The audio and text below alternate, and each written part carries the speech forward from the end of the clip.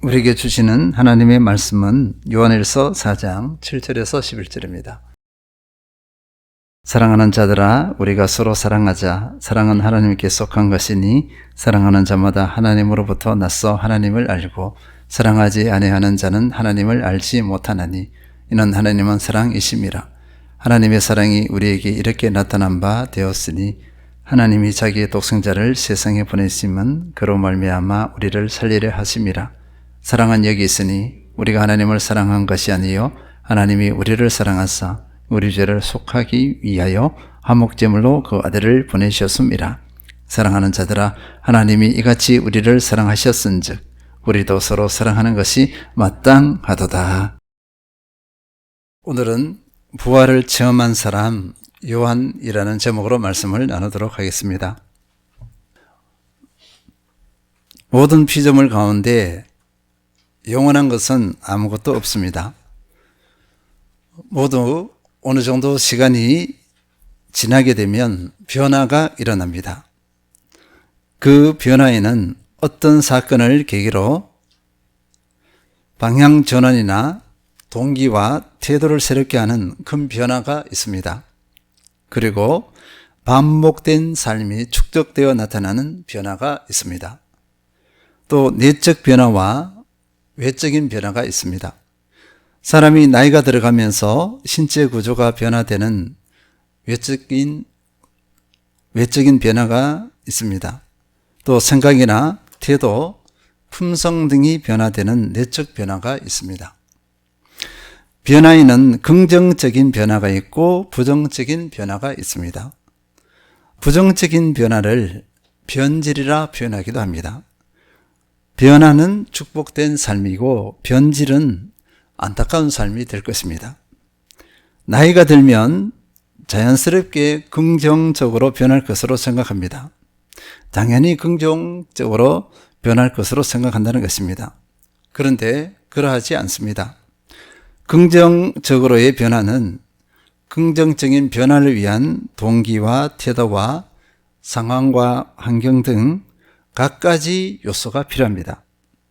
시간이 긍정적인 변화를 책임지지 못한다는 것입니다. 이 원리를 신앙의 영역에서 적용해 본다면 참 흥미로울 것입니다. 오늘은 예수님의 12제자 중에 한 사람을 통해 확인해 보도록 하겠습니다. 예수님께서는 12제자를 택하셨습니다. 그 중에 요한이라는 젊은 청년이 있습니다. 요한은 제자 중에 한 사람인 야고보의 동생입니다. 예수님과는 이종사촌입니다. 요한의 어머니는 살로메로, 예수님의 어머니 마리아와 친자매 사이입니다. 요한은 어부입니다.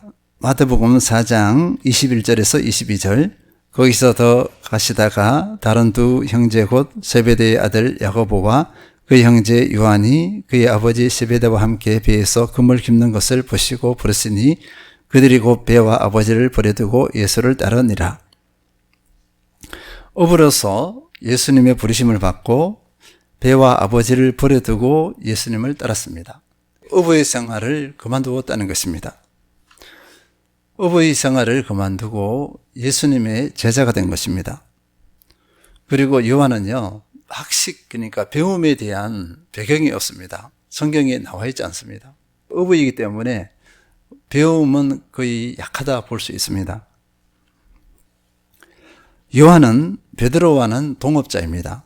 누가복음 5장 10절, 세베대의 아들로서 시몬의 동업자인 야고보와 요한도 놀랐습니다. 예수께서 시몬에게 이르시되 무서워하지 말라, 이제후로는 내가 사람을 취하리라 하시니. 베드로하고는요 동업자라고 했습니다. 그러면 근접한 거리에 있었고 서로 왕래하고 집에 가서 밥도 같이 먹을 수 있는 그런 관계라 볼 수 있습니다.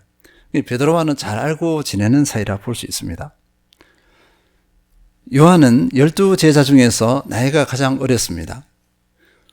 또 예수님과 가장 가까이 한 사람 중에 한 사람이었습니다. 예수님께서는 항상 가까이 한 사람이 있었어요. 그러니까 특별히 세 사람이었습니다. 베드로, 야고보, 요한 이렇게 되었습니다. 항상 이 세 사람은 어떤 자리든지 데리고 갔어요. 예수님은 이 세 사람을 대동하고 움직이셨고 이 세 사람은 특별한 경험을 많이 했다 볼 수 있습니다.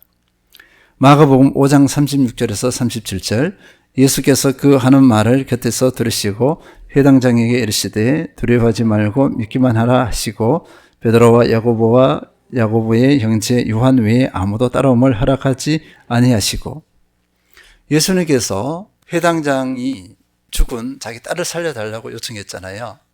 그런데 그 딸을 살리러 가는데 12제자 중에서 베드로, 야고보, 요한 이 세 사람만 데리고 갑니다. 이 세 사람은 예수님께서 그 아이를 어떻게 살리는지 다 봐요. 요한은 그 주인공 중에 하나였습니다. 마태복음 17장 1절 엿새 후에 예수께서 베드로와 야고보와 그 형제 요한을 데리시고 따로 높은 산에 올라가셨더니 변화산에 올라갑니다. 예수님께서 변형되시는 거 그것을 요한은 봐요. 이외에도 요한은 예수님과 가까이 하면서 여러 일들을 많이 경험합니다. 그 은혜를 축복을 누리는 주인공이 되었습니다. 요한은 나이가 어렸지만 12제자 중에 리더격이었다 할 수 있어요. 이 세 사람이 베드로, 야고보, 요한이 12제자 중에 리더가 되어져서 그러니까 세 그룹으로 나누죠. 베드로가 세 사람하고 동행해서 한 그룹, 또 야고보하고 한 그룹, 또 요한하고 한 그룹 이렇게 세 그룹으로 나눴다 볼 수 있습니다. 그 중에 리더가 요한이었습니다. 요한은 예수님과의 관계에서 자기를 이렇게 표현했습니다. 요한복음 13장 23절 예수의 제자 중 하나고 그가 사랑하시는 자가 예수의 품에 의지하여 누웠는지라. 예수님이 사랑하시는 자 이렇게 표현했어요. 스스로 자기가 확신을 가졌겠죠. 예수님께서 자기를 사랑하신다 이 확신을 가지고 있는 인물이었습니다. 이것을 다른 제자들도 알고 있었어요. 특별히 요한을 이쁘게 여기고 나이도 어리잖아요. 여러 가지로. 그리고 또 사촌 동생입니다. 그래서 요한은 예수님께 사랑받는 사람이었습니다. 요한은 예수님께서 잡히실 때 그 신문을 받고 모욕을 당하시잖아요. 그 자리에 함께 있었습니다. 이렇게 쫓아가서 다 지켜봤어요. 그리고 요한이 그렇게 할 수 있는 여러 가지 요인이 있습니다. 아무나 못 따라갔죠. 다른 제자들은 다 도망갔죠. 요한이 갈 때 베드로도 쫄래쫄래 따라갔어요. 요한은 인맥이 있었습니다. 아는 사람들이 있어서 대제사장의 집에 들어갈 수 있었습니다. 그리고 예수님께서 못 박히시는 자리에 함께 했습니다. 그 자리에는 베드로와 요한이 함께 했습니다. 그러나 이런 요한의 면면이 있지만 그 이면에 또 다른 면이 있습니다. 요한의 실체라고 볼 수 있어요. 겉으로는 이렇게 12제자 중에 리더격이고 예수님께 사랑받고 하면서 갖가지를 다 경험하지만 그 이면에는 요한의 다른 모습이 있습니다. 먼저요, 요한은요, 과격하고 편협했다 이렇게 볼 수 있어요.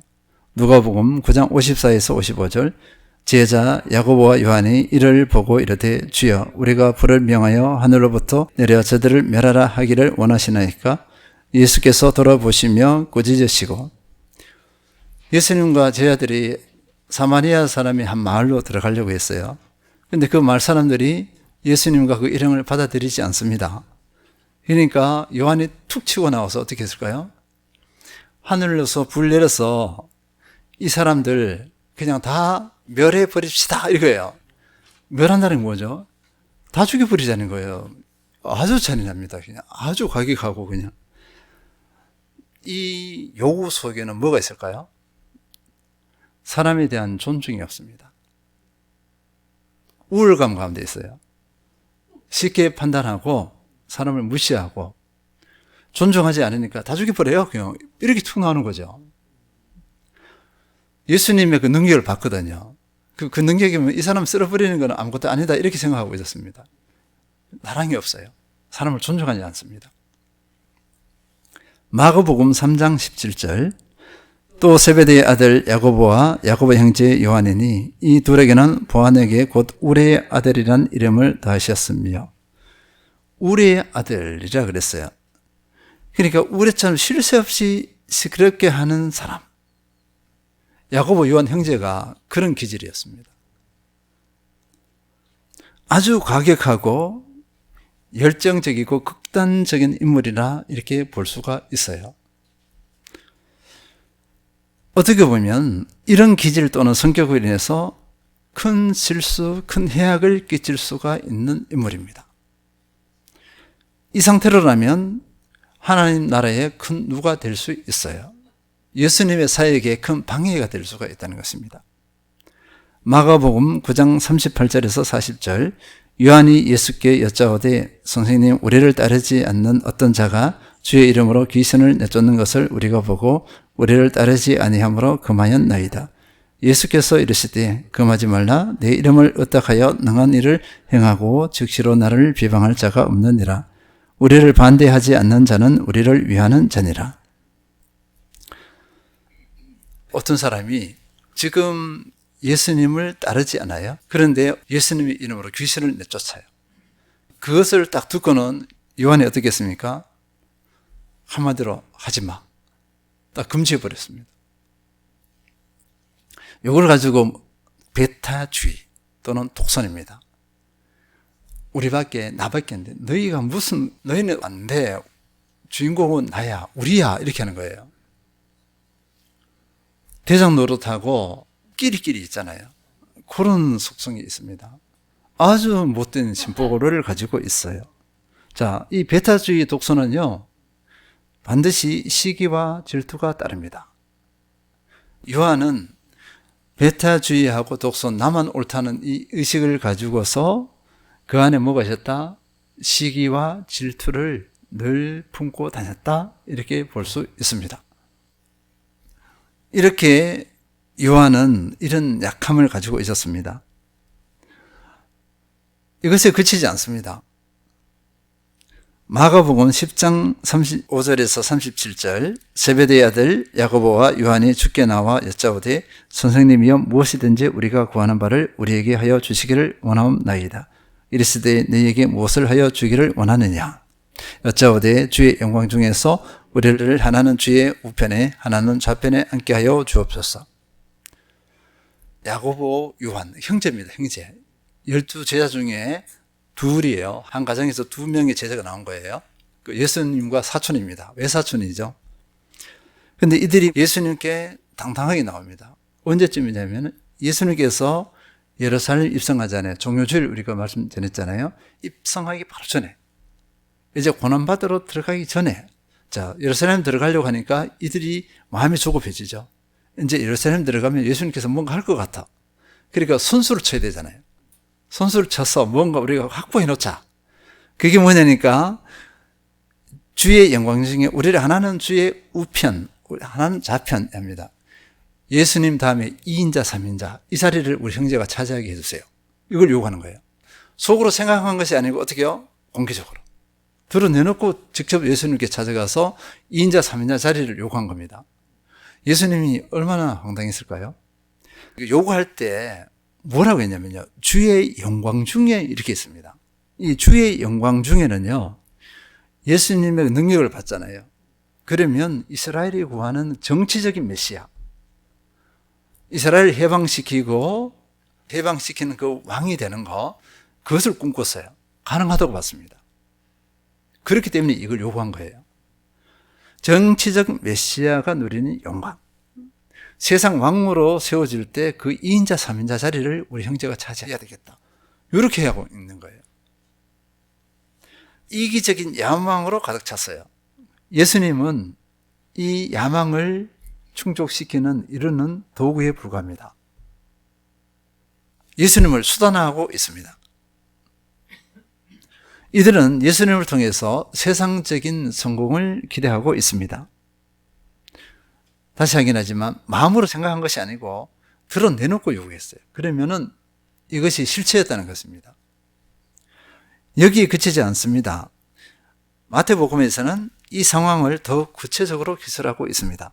마태복음 20장 20절, 그때 세베대의 아들의 어머니가 그 아들을 데리고 예수께 와서 절하며 무엇을 구하니? 야고보, 요한이 단독으로 가서 한 게 아니고 마태복음에서는 엄마하고 같이 갔다는 거예요. 엄마가 누구냐? 살로메. 그러니까 예수님의 이모예요. 이모가 자기 두 아들을 데리고 예수님께 딱 가서 똑같은 요구를 합니다. 하나는 우편에, 하나는 좌편에. 2인자, 3인자 자리를 우리에게 주세요. 딱 대놓고 요구한 것입니다. 우리가 생각하는 요한하고 다르죠. 이것이 요한의 실제 모습이었습니다. 이 집안 전체가 예수님을 통해서 무언가를 얻고자 했습니다. 그리고 또 이것도 있었을 거예요. 조카잖아요. 살로메 입장에서는 예수님이 조카야. 또 야고보, 요한은 사촌이야. 그러니까 가족의 테두리 안에서 우리가 해야 되지 않냐, 뭐 이게 있었던 것 같습니다. 이들은 예수님에 대해서 환상을 가지고 있었습니다. 이 환상의 기초에서 자신의 야망을 키웠습니다. 예수님을 따르는 것은 인간적인 동기였다는 것입니다. 이들은요, 믿음도 있고 책임의식도 있습니다. 아주 열심히 해요. 게으름을 피우고 이런 인물들이 아닙니다. 그런데 그 책임도 있고 열심히 있는데 거기에 뭐가 덧입혀졌죠? 이기적인 욕망이 덧입혀졌습니다. 수제자 중에 한 사람인 이 집안이 이 정도였습니다. 그러면 예수님께서 꿈꿨던 하나님의 나라가 세워질 수 있을까요? 예수님께서 이 땅에 오신 목적이 이들을 통해서 실현될 수 있을까? 질문해 봅니다. 이 모습이라면 불가능할 거예요. 그렇지 않습니까? 이 모습으로 어떻게 할 거예요? 다 비웃고 조롱해요. 요한은 며칠을 지나지 않아서 상상도 못할 충격에 빠집니다. 자신의 로망이요, 자신의 야망을 실현시킬 예수님이 관원들에게 붙잡혀 버려요. 그리고 십자가 사형의 선고를 받습니다. 그런데 그것에 대해서 어떤 반응도 하지 않아. 대처를 하지 않습니다.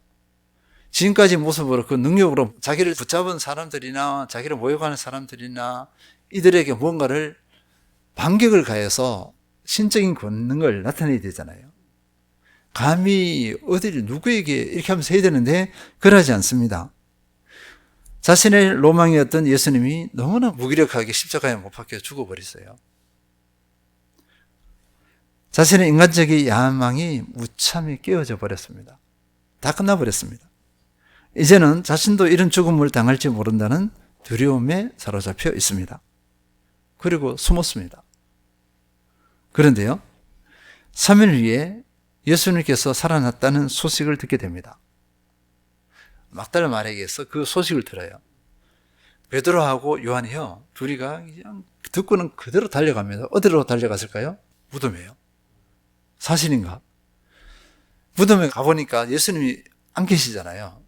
그러면 예수님께서 부활하셨구나 이렇게 해야 되는데 이들은 부활은 꿈에서 상상도 못해요. 왜 없지? 누가 훔쳐갔나? 뭐 이런 갖가지 이런 생각을 하고 있었죠. 부활은 생각도 좋지 않습니다. 그래서 이 예수님의 부활에 대해서 거부할 수가 없어요. 만약에 부활에 대해서 이들이 이미 알고 있었고 믿음을 가지고 있었으면 성경에 기록이 되어 있겠어요. 그러면 조작을 했다 이것이 가능한데 성경에서 조작이라고 할 수 없는 것이 뭐냐면 그 제자들조차도 몰라요. 부활을 인정하지 않습니다. 부활에 대한 개념 자체가 형성되어 있지 않아요.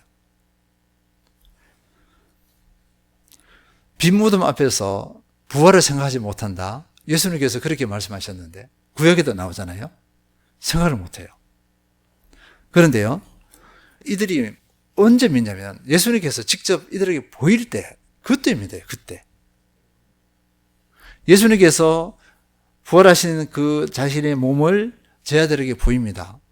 그때 이들이 화들짝 놀라면서 정말 그때 이제 예수님께서 나는 다시 3일 만에 살아난다 이것을 그때 깨닫습니다. 그때 예수님께서 분명히 말씀하셨거든요. 3번이나 공개적으로 딱 말씀하셨는데 다 흘러넘겨 버립니다. 구약의 예언도 이들에게 들어오지 않아요. 예수님의 부활을 딱 보는 순간 그것이 다가오면서 깨닫기 시작합니다. 예수님께서 말씀하셨던 것, 구약 말씀이 이렇게 다가오기 시작했습니다. 그리고 요한은 자신의 모든 허상들, 자신의 그 연약함들을 속속히 깨닫습니다. 사촌형인 예수를 통해서 자신의 인간적인 야망을 이루려 했던 것을 깨닫습니다. 모든 것이 허상이요, 모든 것이 헛된 것임을 깨달았다는 것입니다. 예수님의 부활을 체험한 요한은 진정한 예수님의 제자로 거듭납니다. 그의 전 존재가 바뀌어 버립니다. 부활을 체험한 요한, 어떻게 변했을까요? 몇 가지 확인해 보도록 하겠습니다. 첫째, 하나님의 어떠하심을 깨닫습니다. 요한일서 4장 7절에서 8절, 사랑하는 자들아 우리가 서로 사랑하자. 사랑은 하나님께 속한 것이니 사랑하는 자마다 하나님으로부터 나서 하나님을 알고 사랑하지 아니하는 자는 하나님을 알지 못하나니 이는 하나님은 사랑이심이라. 요한은 이전에는 이런 고백, 그러니까 하나님은 이런 분이시다, 이 고백을 하지 못했습니다. 요한은 예수님의 부활을 체험하고 나서 하나님에 대해서 명확히 깨달았다 볼 수 있어요. 하나님의 어떠하심 여러 가지가 있습니다. 그 중에서 가장 핵심, 하나님의 근간에는 할 수 있는 것이 뭐냐니까 사랑입니다. 사랑.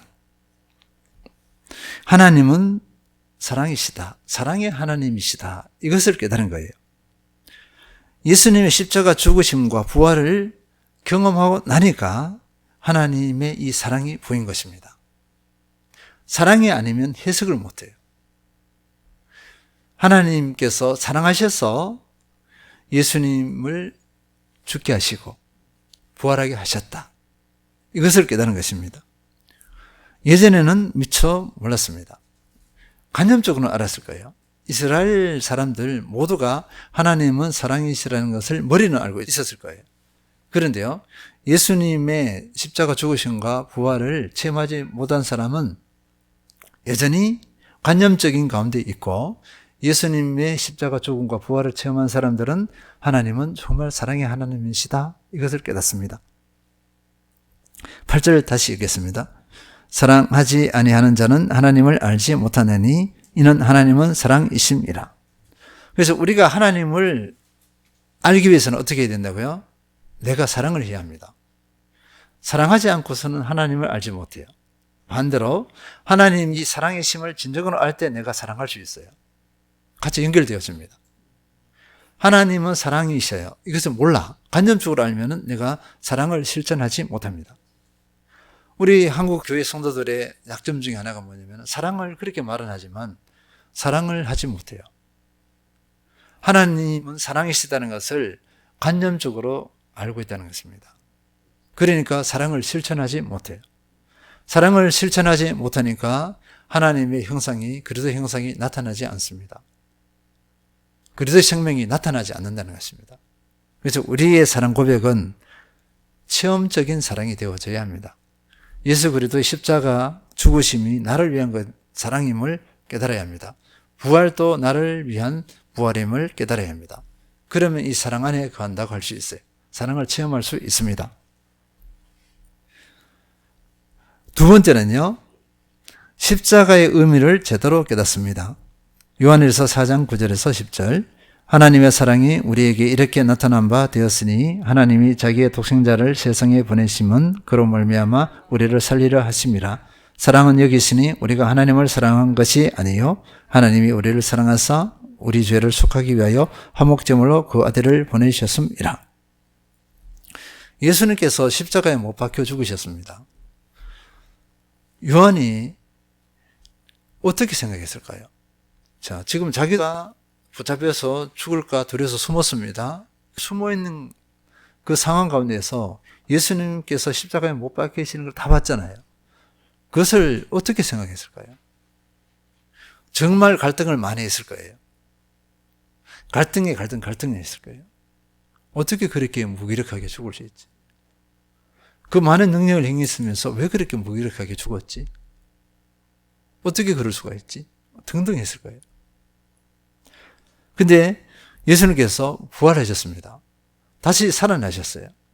보니까 예수님의 그 십자가 죽으심은 누구를 위한 것이에요? 나를 위한 것입니다. 십자가는 10절을 보니까 우리 죄를 속하기 위하여 화목제물로 그 아들을 보내셨습니다. 내 죄를 용서해 주시기 위한 대신 죽음입니다. 내 죄값으로 죽으신 거예요. 십자가는 무기력하게 죽으신 그 십자가의 고난은 내 죄를 용서해 주기 위해서 죽으신 거룩한 헌신입니다. 거룩한 희생이에요. 예수님의 그 십자가 지심은 9절에 보니까 독생자를 세상에 보내시면 그로 말미암아 우리를 살리려 하심이라. 나를 살리기 위한 거룩한 희생 헌신입니다. 나에게 생명을 주시기 위한 거룩한 희생과 헌신이라 볼 수 있습니다. 예수님의 생명을 주시고자 하는 십자가의 길이었어요. 세 번째는요, 요한은 그리스도의 성품으로 변화됩니다. 요한은 하나님께서 사랑이심을 알았습니다. 깨달았습니다. 십자가는 하나님의 사랑의 표현이자 그 증명임을 알았습니다. 하나님의 사랑에 깊이 감동받은 요한은요, 사랑의 사람으로 거듭나지 않을 수가 없었습니다. 사도 요한은 어떻게 됐을까요? 사랑의 사도가 됩니다. 특별히 요한은요, 사랑에 대해서 깊이 깨닫습니다. 요한일서 전체가 사랑이에요. 사랑의 서신서입니다. 요한일서 4장 11절, 사랑하는 자들아 하나님이 이같이 우리를 사랑하셨은즉 우리도 서로 사랑하는 것이 마땅하도다. 자신이 사랑을 실천하고 성도들에게 사랑을 권면합니다. 사도 요한은요, 몇 세까지 살았냐면 90에서 또는 97세 얘기합니다. 90살까지다, 97세까지다 이렇게 합니다. 그때 평균 수명이 50세도 채 안 됐을 거예요. 엄청난 장수입니다. 지금으로 말하면 150살을 산 것 같아요. 지금 우리 시대로 말하면. 그 여정에서 수많은 핍박이 있었습니다. 유배되기도 하고 또 많이 고문을 당하기도 하고, 그런데 죽지 않습니다. 사람들이 지긋지긋하다 이렇게 했어요. 나이가 들어서 에베소 교회를 섬기게 되었습니다. 좀 이상하지 않아요? 에베소 교회를 사도 바울이 세웠고 그것이 부흥되었습니다. 그리고 디모데가 거기에 사도 바울을 이어서 그 교회를 이렇게 담당했죠. 그죠? 그런데요, 디모데가 60대에 순교를 당합니다. 지도자를 잃게 돼요. 그때 장수했던 요한이 에베소 교회를 갑니다. 거기 가서 어떻게 했냐면요, 말씀을 전하잖아요. 말씀을 전하는데 어떻게 전했을까요? 매번 사랑만 설교해요. 성도들이 지겨워갖고 제발 다른 설교를 좀 해달라고 요구했을 거 아니에요. 그리고는 기대를 했어요. 이번에는 다르겠거니 이렇게 했는데 요한이 어떻게 설교했을까요? 다시 말하노니 사랑하십시오. 사랑에 승리하면 모든 것에 승리한다. 이 원리입니다. 누가복음 9장 54절, 제자 야고보와 요한이 이를 보고 이르되 주여 우리가 불을 명하여 하늘로부터 내려 저들을 멸하라 하기를 원하시나이까. 이기적이고 배타적인 사람이 사랑의 사람으로 변화되었습니다. 이런 인물이었어요.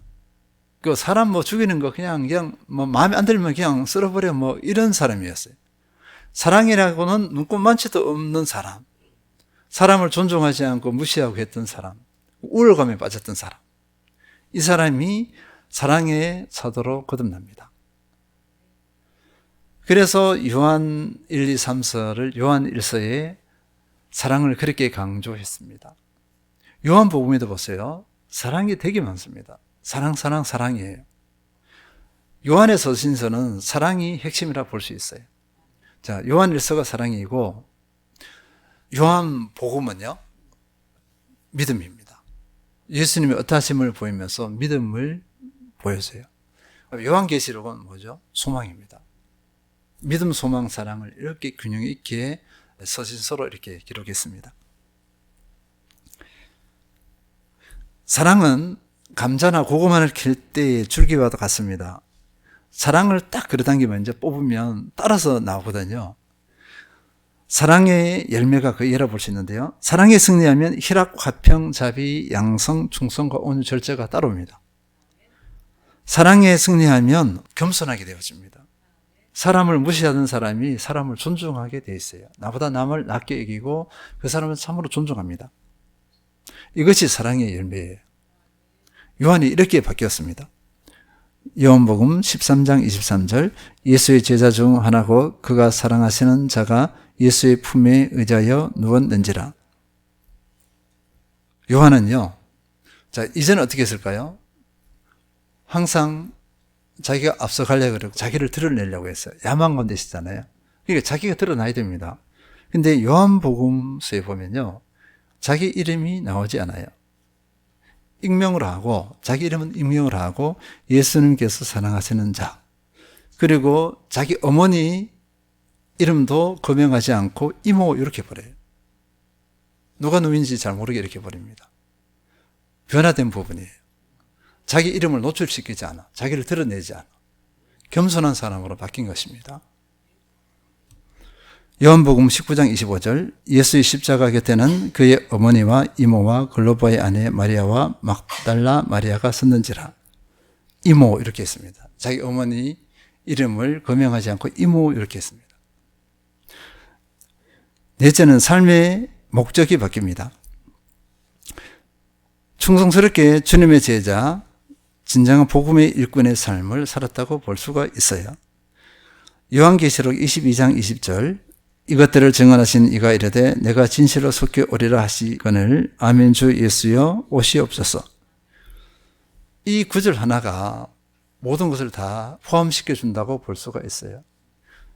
지금 이 사도 요한이 어떤 삶을 살고 있고 어떤 삶을 살았고 앞으로 어떤 삶을 살 것인가에 대한 답입니다. 하나님 나라입니다. 다시 오실 예수님을 바라보면서 하나님 나라를 위하여 자신의 삶을 온전히 내어드려요. 예수님의 부활을 체험한 이후에 삶의 목적이 바뀌었습니다. 그전에는 뭐였죠? 자기 야망이에요. 예수님을 통해서 자기 야망을 이루는 것이 그 삶의 목적이었는데 부활하신 예수님을 만나고서 삶의 목적이 예수님과 하나님 나라예요. 그리고 오래 장수했지만 그 걸음걸이 여정이 있잖아요. 다른 제자들은 다 순교했잖아요. 순교했는데 순교는 아니지만 순교와 같은 삶을 살았다 이렇게 평가합니다.